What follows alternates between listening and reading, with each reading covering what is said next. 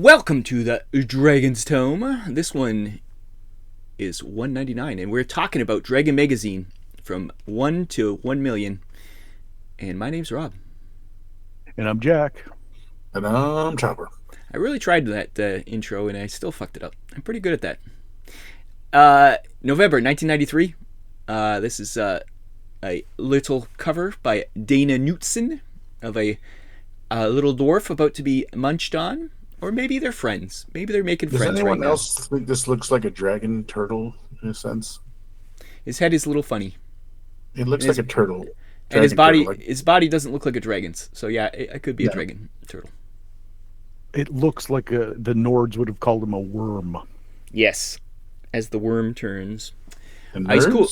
He's cool looking. Yeah, I don't think cool. he's But he looks more turtle than dragon to me for some reason. He's not a dragon. I think you're right. He's probably more of a worm. But I like how the guy's like, hello? Maybe that's his look. He's like, what are you, man? Are you a dragon or are you a turtle? You can see his tail, I just noticed, wrapped around. Yeah, that's one of the that's what I'm saying, is that it's just If you look in the crevice, or maybe he's an Eastern dragon because he's got the whiskers like you would see in those Asian. What's in the or hole, Jack? as we said back in the day, Orientals. No, we never said that because that's racist. What's in? Oh, there's a little baby or something in there. There's a little baby in there. So Where are you seeing that? In the hole right in front of the dwarf. I'm not seeing it. You cannot see that little dragon in there. Oh, I see it now. I was Okay. looking in the fire hole, not in the little not hole. the fire hole. In the Are little you sure that's a dragon, or do you think that's his foot? Whose foot? The dwarf's foot. The dwarf's not in the hole. That's a little dragon. I think he was going to steal the dragon baby, and then this dragon went, "Hey, motherfucker, that's my baby." Could be his foot. If his foot fell off and fell in the hole. No, it's through the other side of the rock. I'm sick of this conversation. We're going to go to page 8. It's very important that we go to page 8. Yeah, the editorial. This is a sad day. It is Roger E. Moore is stepping down as editor-in-chief. He's not retiring or anything. He's not been kicked out. He's switching to the game division. So he's going to be, after how like prolific he was in making adventures, like just randomly, I think it's probably a good place for him to go to the game division. Hopefully they use him well. Yeah, we're going to miss Roger. He was after Tim Kask, the crotchety old Tim Kask, my favorite, and then Bitchy Mohan, my arch enemy. We got Roger. Roger is positive and hopeful. He was a breath of fresh air, and yeah. Me and Kim Mohan had an arch rivalry. and he had a good unbeknownst to him. Well, he died soon after. That's all I'm saying. Yeah. Rob willed him to die. No, Roger Moore had That's horrible. a good run. Like he was quality. 10 years, I think he said he worked for him. Yep. So, yeah, I guess issue 200 we'll find out who takes over from him. He doesn't say, so it'll be interesting to see who the next editor-in-chief. I'm guessing Dale Donovan because he's the assistant editor, but who knows? We'll see. We place bets. Anybody got any bets? Do you think it's going to be Margaret Weiss or Sandy Peterson? I think it's going to be Jim Ward. It could be. He does everything else. Might as well do that too. It's not like he has enough hats as it is. Let's just throw another one out. His name is on every single thing, so might as well be editor-in-chief of fucking Dragon 2. And I didn't look ahead to find out. No, I haven't read 200. This is where we stopped. He does have a little farewell poster, and it's pretty funny. Anyways, that is the sad day. Single tear. We'll miss you, Roger E. Moore. May you live on as 007. We had made that joke in a very long time, so I had to. Let's go to Jack first, because I don't want Pat stealing Jack's only article. Okay, if Don't we be could my go article. to page 4, please. Okay. I think we're all right. 4? 4 is the table of contents. Oh, Jesus, I meant 6. Oh, you And did a if- me. You did a me. Look, center, the middle column at the bottom, collectible colors, Okay. spelt incorrectly. When reading this books on RPGs, English might yeah. not be Josh Wells' first language. Well, his name I is ran Josh across- Wells. What ethnicity do you think Josh Wells is? Okay, the other option is He's uneducated. he's name calling aside. I ran across the Advanced Dungeons and Dragons coloring album published in 1979. Is there any way I could get it today? Is that another name for coloring book? That's what he's British. That makes sense. So, first of all, never heard of it. So I'm going to ask: have you either of you, when you were children, saw a coloring book for Advanced Dungeons and Dragons? I wouldn't say Advanced Not- Dungeons and Dragons. That makes no sense because Advanced Dungeons and Dragons wasn't around in 1979. I don't think. But the cartoon, I guarantee there was coloring books for the cartoon. That was my running theory that he might be thinking of a Later thing. you know a We already know he can't spell, so he probably has brain damage. So it could be he doesn't know and time either. reading this books on RPGs. And I don't even get that. What does he mean by that? Even if you're reading this book on RPGs, doesn't make. you are laser focused on this. I'm trying to get past it. The guy, I don't think English is his first language. His name's Josh Goddamn Wells. He's obviously English. Anyway, Jack, continue on. I'm sorry. Well, he got his goat. He yelled at us again. Yeah. And then my second point is, and I think Pat can back me up. Every Advanced Dungeons and Dragons book is a coloring book if you try hard enough. And everybody did too. You remember my lament linked to you then? Opened my books.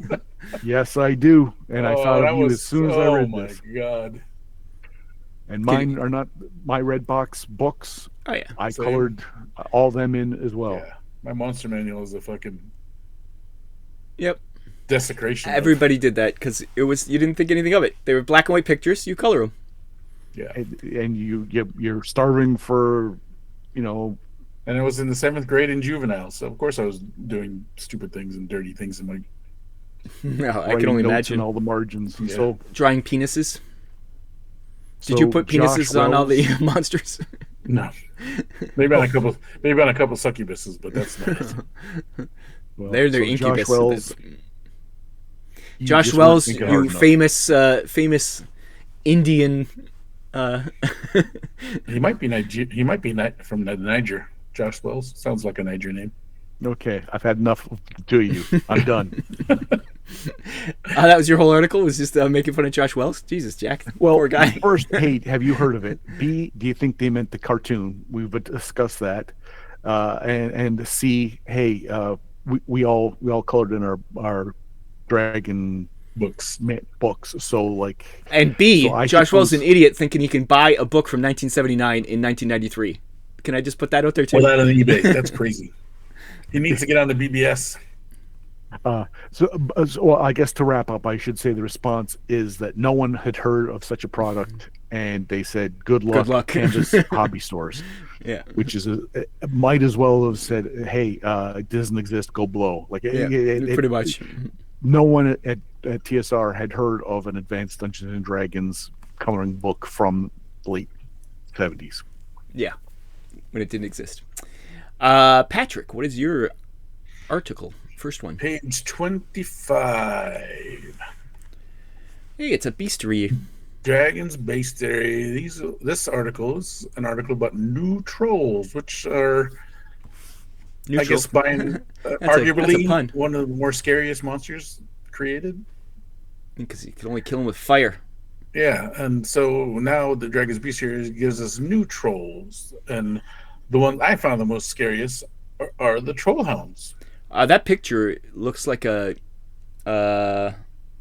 from Call of Cthulhu. What are they called? Hounds of Barghest? Tindalos. Hound of Tindalos. Are Barghests. Yeah, it But I looks will like say that Barghest these too. troll hounds would scare the crap out of me because, first of all, trolls in itself are solitary usually. You only have to fight one. Troll hounds, you're fighting a pack of regenerating trolls on 4 legs with a bite. So, Say scary. how many? Number 4 to 24. Yeah, Holy so fuck. yeah, right. Imagine 24 fucking troll hounds show up. Be like, that's it. It's it. What I would probably just rather fight one troll than 24 troll hounds. They are chaotic neutral. Maybe you could reason with them.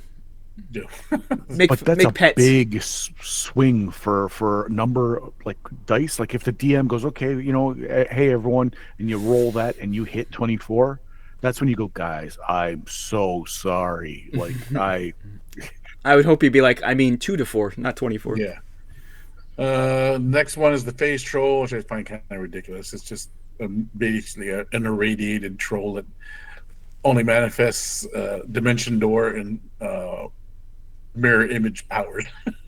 we've all played Fallout. Yeah. So I did dig it. The gray troll, that was kind of cool. It's trolls that have been sucked down by whites or anything that drains levels. So what? White ghasts. What else? Vampires. Ghosts in general do. Ghosts. Yeah. So these trolls are basically gray trolls are basically the trolls that survive those level drains.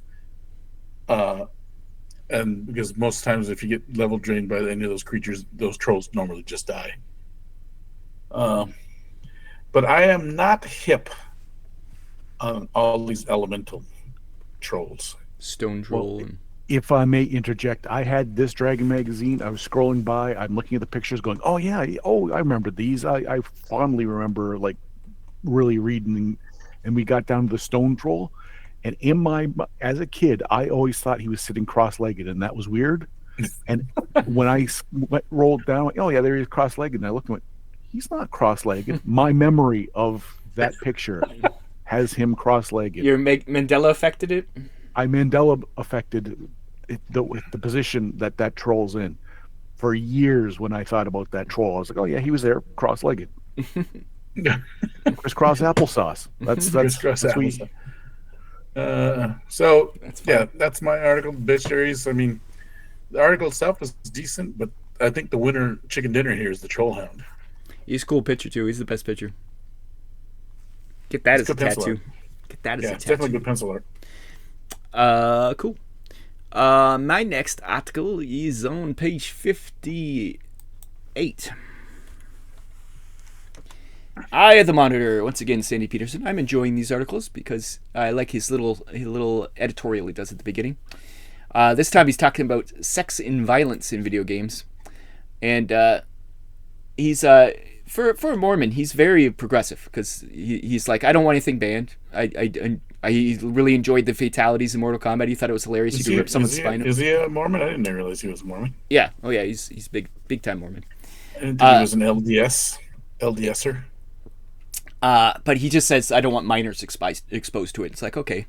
And he says that they need to have a rating system, which is funny because Mortal Kombat causes a rating system to be implemented into video games. So he, once again, predicts the future. He says Sega is doing their own rating system to get ahead of the curve, which I remember there being a rating system on Sega games. And he says Nintendo was like, no to any violence, and how dare you criticize Sega for having any violence and blood in games and all this stuff. And he's like, Nintendo's such a hypocrite because they have Wolfenstein. They have that game. And on their system, they're just remove the blood. And he's like, you're still killing people.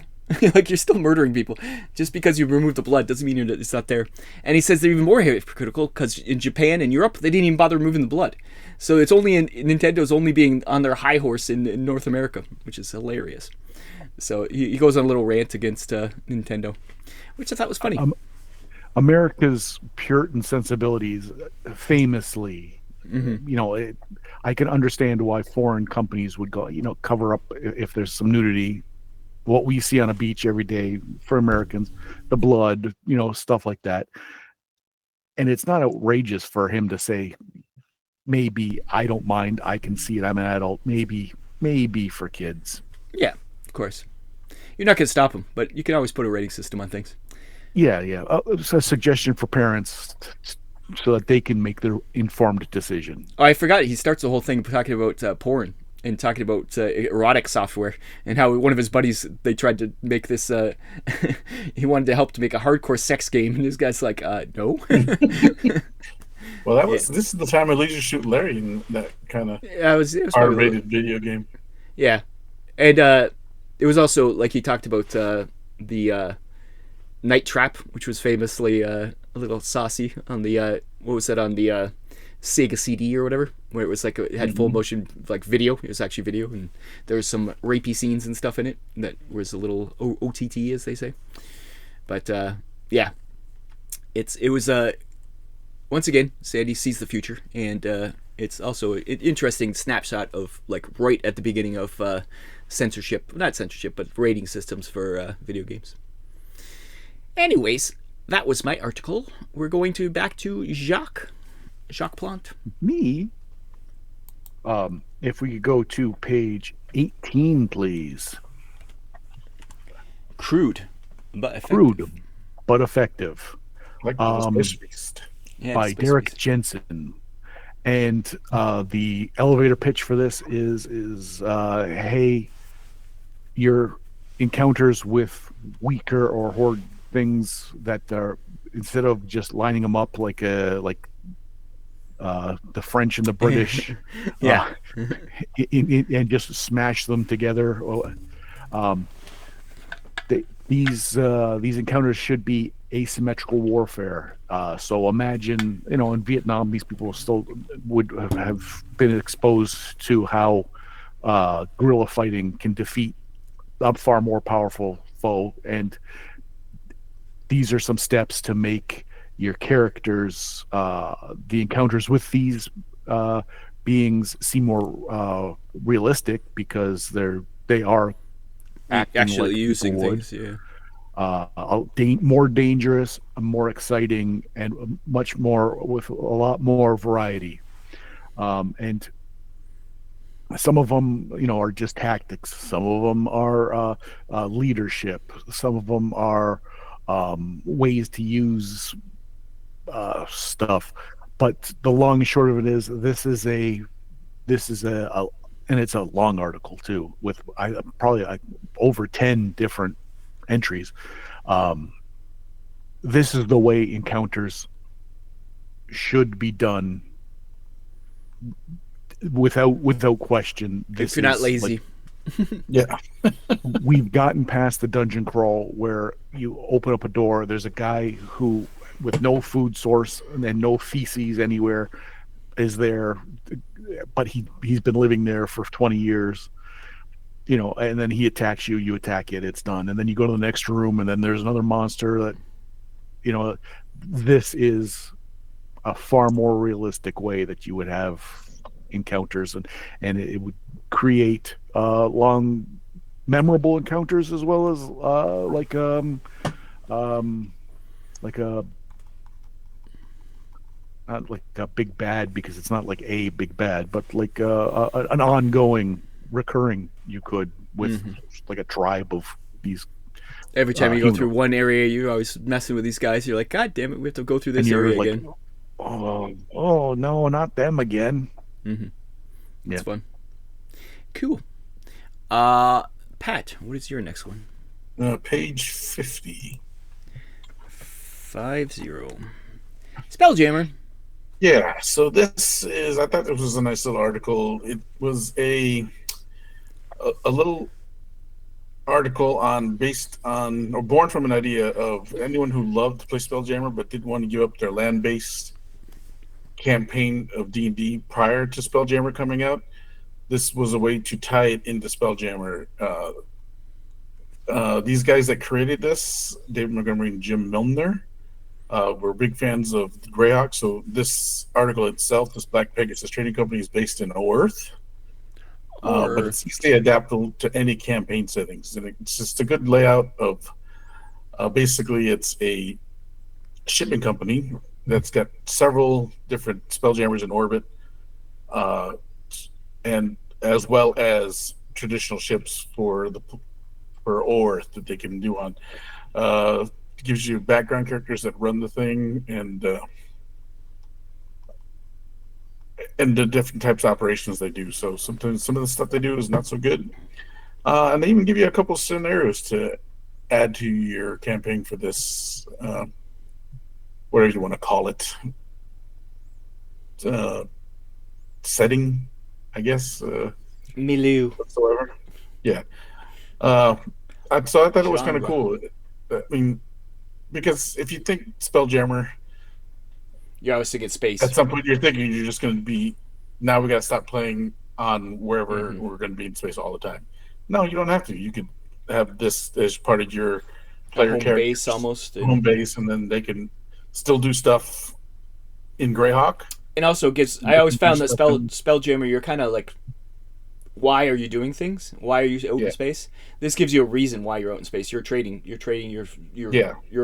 like You're a delivery man, and you have to go, and people are trying to get your deliveries or whatever. Black market trading, however you want to do it. You could be all kinds of things. So yeah, it kind of gives you a reason. A good way of keeping it together. Because even when we played Spelljammer, we never thought, well, why don't we just put Spelljammer and then still be home based here? We just went, all right, we're in space now. Yeah, that's right. That's what and that's where we lived.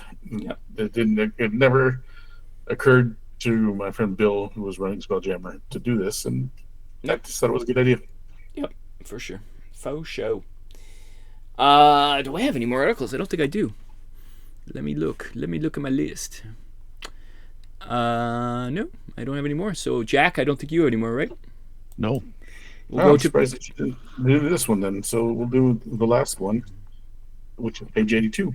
I thought for sure, Jack, you would have done this one.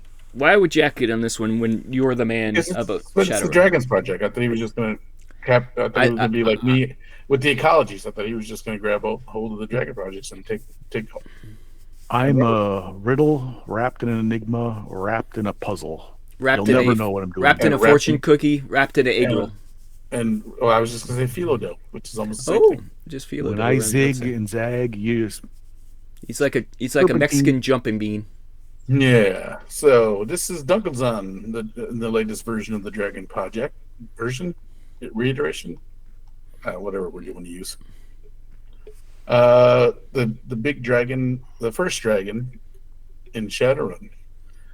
Now, they give you little stats here for Dunkelzahn, for game statistics. And I don't know at this point in Shadowrun, the second edition just barely came out, if Dunkelzahn is even statted out at this point. And it leads me to believe that he's not, because there's a note at the bottom of his stats. This information is an appropriation based on casual observation and limited secondary intelligence. In other words, we can change this at any time. Yeah, or is this a leak? We're going to a leak kind of a thing. So, but if you played Shadowrun, Dunkelzahn, and he's very rich and he's very powerful. Ends up being president. Yeah. Does he get assassinated? I think he does. He does get assassinated later on down the line. Yeah. But these are all little in Shadowrun form. It's all done in cyberspace, bulletin board BBS kind of. Yeah, it's like typed outs. I love how that was their future right there, was BBSs. Yeah, well, it was cool, and that's one of the reasons why I kind of gravitated towards it, because they really caught you with the times, what's going on in computers at that time. Yeah, but that's it. It's nice that they added Shadowrun into this too, and if this is true, this is just kind of a leak of Dunkelzahn's stats coming out later on in a Shadowrun book. I think this is a nice, cool way to tease that out there. Mm-hmm. Yeah, I'm sure he's been mentioned, but yeah, to actually have him, because I'm pretty sure Dunkelzahn for president and all that kind of stuff's later. So yeah, because he's in a couple books, but he does. I don't know if his actual adventure module. No, I don't think it has. Yeah. Yeah, cool. I said if Pat doesn't choose this article, we riot. So I kind of knew it was yours. Well, yeah, I took it because it's Shadowrun. But I think that covers all our articles, right? You have no more, Pat? Nope, I'm done. Let's go to Jack for your first ad then, Jack. Okay, my first ad. This is going to be a wild one, a quick one, but a wild one. Page 112, the first column at the top. Oh, you got my ad. How is that possible? Because really? It's paintball. And I went paintball. Here's paintball has become a thing, because I used to buy a lot of paintball stuff around this time from INI Sports. Jack is like, how is this even possible? Okay, because I was going to say, for us, video games weren't the role playing game killer. No. We did road hockey. We played football. We were active people, but always the role playing games were also in the mix. Yeah. when paintball hit, It was our just friend paintball. group, Yeah. it became paintball. We were We did the traveling. same We thing. were doing. We went to many a different, and at this point, I was living in California, and California had huge Oh, paintball I'm parks all sure. throughout Yeah. it. That's where it kind of started. Yeah. Yeah, Yeah. so We started with the paint marker guns, like the actual pistols that had the smaller. They never fucking broke, and it was just well, like getting shot with a goddamn the little gun. capsule CO2 that Yeah. you put in. Yeah, 58 And the cal. little Yep. fucking pebbles that never broke, and we just. my first marker was a spider. Oh, that's an actual gun. Like, Yeah. yeah, we had these little pistols that fucking No, sucked. we had the little pistols, but then my actual first marker I ever bought was a spider, and everyone else bought a Titman. I was the only, Yeah, me there's and another Titmans. guy There were the was a only lot ones of that Titmans. bought spiders. We have a Yeah. friend who had more money, and he bought a shit ton of guns. He had so many. Well, I have a 99 cocker, auto cocker still. It still functions. It's downstairs in the basement.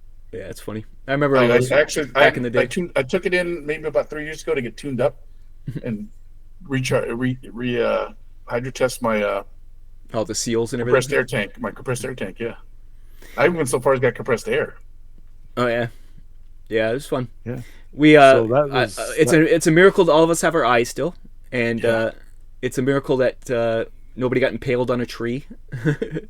But it was. You It guys was. have a lot of outdoor. Oh, we parks just in played in your the area? forest. We just played in the forest across Jack's house. Oh.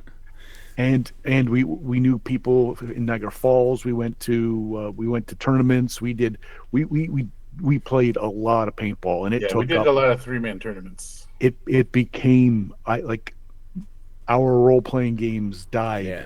when For a couple paintball years at came. least. Yeah. Yeah. And then I can't years say later, that we stopped playing role playing game, but it took up a lot of Saturdays. Yeah, it probably did because I think we played probably role playing right until I went to university, and then I was gone. So, like, I think that paintball was pretty big until then. Yeah, I do remember playing Call of Cthulhu though. We did play some games still. a little bit, but It definitely wasn't as much as we used to. It wasn't the whole weekend playing games like we used to. We would drive down to Gardenia. well, I'm shocked that this was your. Yeah. ad. We So, all but bonded over paintball. Hey, it just means Pat doesn't have an ad. That just leaves Rob's, and we can get out of here. I have one more. Oh, good. Pat, what's your other ad? Let's go to page 95. This is for you what's in guys. my This is head? your countries. Rapham, Death Angels. And Yeah, I just these thought are these cool. were cool looking models. Super cool, yeah. Rapham has Yeah. the best miniatures, and they were known to have the best miniatures. Yeah. A lot of people when it went under, a lot of people lamented. So Yeah, this Winged Reaper looked really cool, I yeah, thought. they're just cool, yeah. And then what is this? The Nightmare. No, the Hell's Harbinger. I thought was really cool too. Angel of Death was cool. Yeah. Yeah, they're all cool. So just wanted to point out that Raph really put some cool Death Angels out. Very cool. Rapham is the man. My article or my ad, sorry, is on page 7. Wow. Glory of Rome. Once again, a book that I never knew existed. I didn't know. I didn't know it existed, but when I was acquiring all the second edition Splat books, I saw it and I was like, "Do I need this? Yeah, Should I get it?" And I got it just to have it, but digitally wise. yeah. I didn't know there was so many of these historical ones, and I didn't know there was a Rome one. So, yeah, there's a Rome green book from TSR for if you want to play in Rome with historical AD&D, which is no magic, no nothing. It's actual historical, which is interesting. Is this the last ad? This is my last ad. I want to just kind of touch base for half a second on the coloring thing. Coloring in the books. The coloring book or coloring album. Yeah. I did a little bit of searching while we were talking, and there's an official D&D coloring album released in 1979 by Greg Adams and written by Gary Gygax.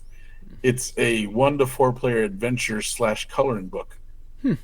It gave a narration of whatever picture it is to color, and then below it was the situation and what happens in that scene, and then you role play it out and you dice it out, and then it keeps going. Like in the second pages, you're ambushed by a boulette or boulet, however you decided. But it's Really? it's a thing. It's a thing.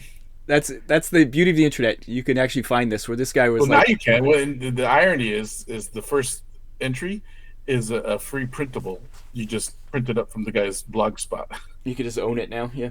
Yeah, and you can just print it up on and the way printers are now, it's not that hard to. Now finding an actual original one is probably hard as hell still. Yeah, especially not colored in.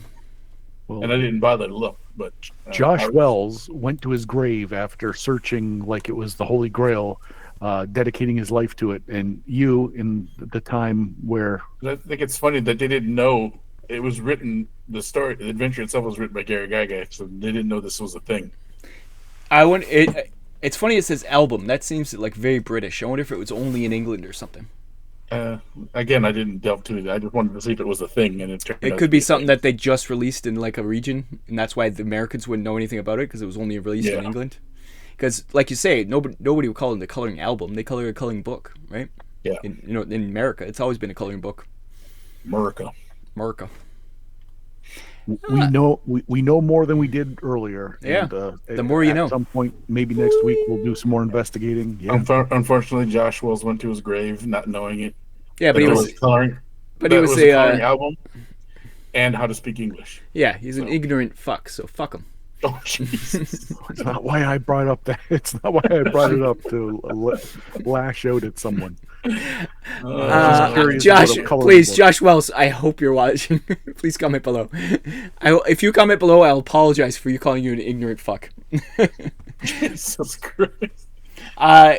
Anyways, speaking of comment below, Jack really loves comments. That's why he keeps pointing down there. We got to wrap this up before it gets litigious in here. Well, I didn't call him the C word. That could have been worse. Anyways, yeah, like, share, subscribe. We'll be back next week with 200. We'll have an extra long episode. Maybe. Who knows? It could be the worst episode ever. We'll probably do something. Who knows? It's they've been hyping up this 200th issue for a long time, so we'll see if it lives up to its hype, and we'll find out who the new editor is, which is fun. So we have a lot to look forward to next week. So come on back, y'all.